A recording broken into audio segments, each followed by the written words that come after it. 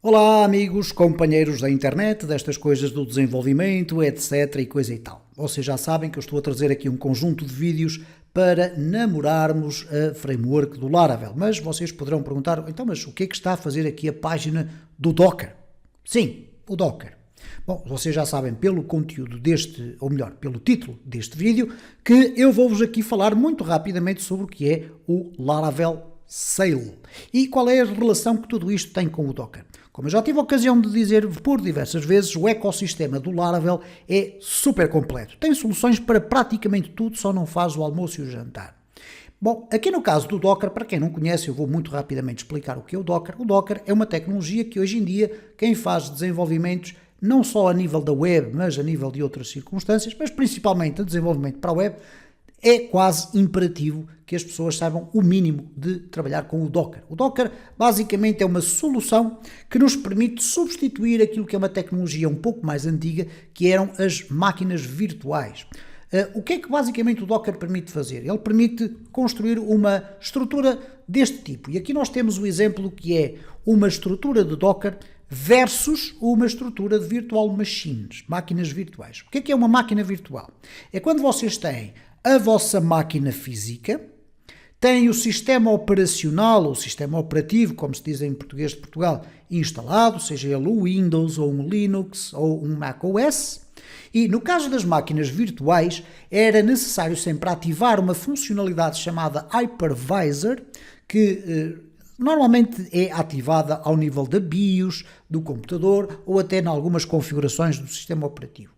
E o que é que este Hypervisor permite fazer? Permite que tu possas usar software, como é o caso do VirtualBox ou do VMware Workstation, entre outras, e que permitem, de uma forma genérica, criar máquinas ou computadores virtuais, aos quais tu defines qual é a quantidade de memória RAM que é usada, qual é a quantidade de disco, etc. E esse software vai permitir construir, normalmente num fecheiro único, que é um fecheiro normalmente com muitos gigabytes, constrói-te aquilo que seria uma imagem de um disco rígido. E tu depois podes instalar no interior dessa máquina virtual o sistema operacional que tu quiseres, e instalar lá dentro as aplicações que tu quiseres e fazer todos os testes que quiseres. Bom, o que é que acontece ou qual era o grande problema das virtual machines? Nós ainda continuamos a usar virtual machines. No entanto, as virtual machines têm que ter uma definição de quais são os recursos da máquina hospedeira que vão ficar associados a cada máquina virtual. Então imagina que nós temos um computador, vamos centrar apenas a nossa atenção na memória RAM, que tem 8 GB de memória RAM. Se eu quiser ter em simultâneo a correr no meu computador 4 máquinas virtuais, eu já só vou poder dividir 2 GB de RAM por cada uma. E mesmo assim não é possível. Porquê? Porque eu preciso de gigabytes de RAM para o meu próprio sistema operativo, o sistema operacional. E por conseguinte, o que é que acontece? As VMs, ou as Virtual Machines, acabam por ser recursos que vão consumir componentes, ou neste caso recursos do nosso computador, e portanto nós temos uma limitação do número de máquinas virtuais que podemos criar dentro da nossa máquina. Por sua vez, o Docker, quando foi introduzido, já há vários anos, veio trazer uma abordagem diferente. Basicamente, nós temos a nossa máquina com o sistema operacional por cima, seja ele Windows, Mac ou Linux, e depois instalamos um software chamado Docker Engine. E o que é que o Docker Engine permite criar? Containers. O que é um container? São umas caixinhas que não são máquinas virtuais, são umas caixas dentro das quais nós podemos colocar as nossas aplicações a correr com recursos mínimos. Isto é, nós podemos ter literalmente uma máquina física com o Docker a funcionar e termos 20 ou 30 containers a funcionar. Ok? E nessa perspectiva, o Docker veio criar um conjunto de condições muito para além daquilo que eu estou aqui a explicar, que nos permitem criar um ambiente muito interessante para desenvolver. Eu vou-vos dar um exemplo muito concreto. Nós podemos instalar localmente no nosso computador uma infraestrutura de Docker, cujas imagens que permitem criar aqui os containers têm exatamente as mesmas características entre todos os developers da nossa equipa. O que é que isso vai permitir? Vai permitir que nós estejamos todos a desenvolver com a mesma versão do PHP, com a mesma versão do Nginx, com a mesma versão do MySQL ou do MongoDB, etc, etc.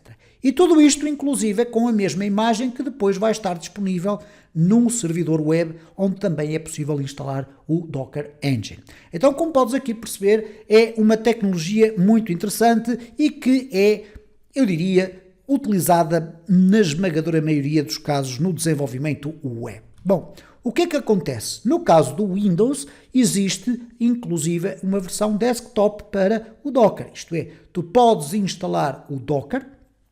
No curso de Laravel eu explico inclusive como podemos ativar o Windows Subsystem Linux, que é uma componente do Windows 11 que já existia no Windows 10 e que te permite instalar uma versão do Linux no interior do teu Windows, e por cima dela tu podes instalar o Docker Desktop, que vai tirar partido dessa distribuição de Linux. Tradicionalmente costuma ser o Ubuntu, mas podes escolher uma outra qualquer, e que vai permitir então teres aqui até com uma componente visual a gestão do teu Docker. Poderes criar containers, poderes criar uma infraestrutura com vários componentes que comunicam entre si, etc. É um mundo gigantesco.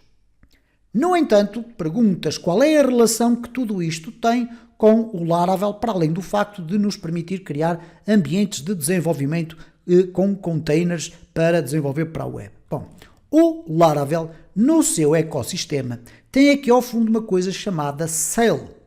E o Sail não é nada mais, nada menos do que um mecanismo mais automatizado que o próprio Laravel disponibiliza para, por baixo dos panos, na tua infraestrutura do Docker, ele criar todas as condições para tu poderes desenvolver projetos do Laravel dentro do teu Docker. Portanto, não é uma alternativa ao Docker, não, é uma circunstância de configurações, etc., que vão com um conjunto de comandos permitir que o teu Laravel seja instalado numa infraestrutura de Docker completamente gerida por este tipo de sistema. Quando nós entramos aqui dentro da documentação, o Laravel Sail tem aqui uma explicação bastante extensa sobre o que é, mas de uma forma genérica, e isto também vai estar presente, como é óbvio, no curso de Laravel que em breve será lançado. O Laravel Sail é uma forma muito rápida de tu não teres que ter preocupações ou até conhecimentos muito aprofundados de Docker para poderes montar uma infraestrutura local para o teu desenvolvimento. Então vais estar com a possibilidade de usares este mecanismo localmente na tua máquina para fazeres o teu desenvolvimento. É completamente gratuito, podes utilizá-lo às vezes que quiseres, não há qualquer problema. Já houve quem, no entanto, fizesse a seguinte pergunta: o Laravel Sail é a melhor solução que existe para colocar um projeto de Laravel em produção? Bom, eu diria que não. E vou-te explicar porquê. É uma solução extraordinariamente interessante para tu poderes desenvolver dentro de containers no teu ambiente local Docker, mas quando tu vais colocar o Laravel Sail num ambiente de produção baseado também em Docker, vais ter eventualmente alguns problemas relacionados com compliance de segurança. O que é que eu estou a dizer? Não é problemas de segurança, é compliance de segurança. Porque eu agora estou aqui apenas a mostrar um screenshot, não é código no meu computador, para te mostrar basicamente o que é que acontece. O Laravel Sail, por baixo dos panos, faz uma orquestração de containers que nós conhecemos como um Docker Compose. Isto é, ele cria aqui um fecheiro com uma extensão YAML que contém um conjunto de configurações que permitem identificar qual é a infraestrutura que nós queremos subir. E repara que, não querendo estar a explorar isto agora em detalhe, não faz qualquer sentido, nós temos aqui quais são os serviços que vamos montar no nosso sistema. E temos, primeiro, para a aplicação, uma coisa chamada laravel.test, que será o nosso domínio, e a imagem que aqui está a ser usada é uma imagem chamada Sail 8.0, ok? A imagem é como se fosse o ponto de partida para a criação, quase como se fosse um disco de instalação do nosso container, e vai por aqui abaixo, depois instala também um outro container de MySQL, com o MySQL 8.0, e eventualmente vai instalar aqui um serviço de Redis para termos ali mais funcionalidades, e também vai ter o Mail Search, o Selenium, pode ter também o Mailhog, enfim, tudo isso é configurável. Qual é o grande problema? É que a imagem que é utilizada para a camada aplicacional é uma imagem chamada Sail 8.0 e não é, por exemplo, a imagem oficial do PHP. Então eu diria que num circuito de desenvolvimento em que tu tens uma forte componente de análise muito criteriosa de quesitos de segurança relacionados com a tua aplicação, esta solução eventualmente nunca iria passar. Porquê? Porque tradicionalmente os auditores de sistemas de Docker e tudo isso, os auditores da área de segurança, vão sempre dar uma preferência às imagens oficiais de cada tecnologia. Por exemplo, MySQL 8.0 é uma imagem para construir um container que é uma imagem oficial da Oracle, ok? Ao passo que esta daqui é uma imagem oficial do Laravel. É diferente de ser a imagem oficial, por exemplo, do PHP, onde normalmente está tudo muito atualizado, etc, etc. No entanto, é discutível, eu queria apenas deixar aqui esta ressalva, não quero com isto dizer de modo algum que não se deve utilizar o Laravel Sail. Pelo contrário, deve-se utilizar o Laravel Sail até numa componente de tu ires aprendendo como utilizar o Docker. E quando tu vais começando a perceber como usas o Docker, eventualmente vais acabar por largar mais à frente o Laravel Sail e vais ser tu próprio a construir o teu esquema de infraestrutura já preparado para um cenário de ambiente de produção onde tu vais assegurar que os componentes, as imagens, os containers, as ligações, etc. são geridas por ti e a partir de standards de compliance de security, ok?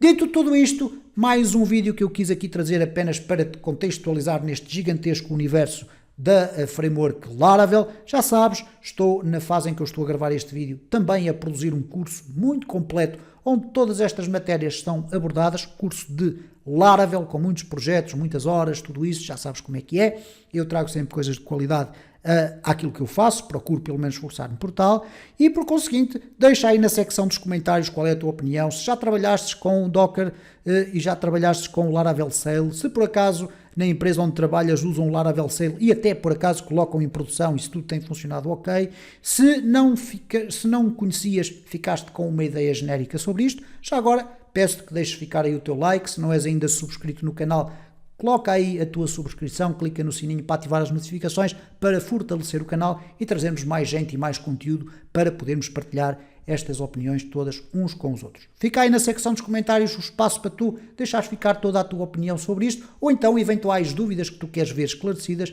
aqui sobre o ecossistema do Laravel, por exemplo, que poderão eventualmente resultar em mais vídeos aqui para o canal.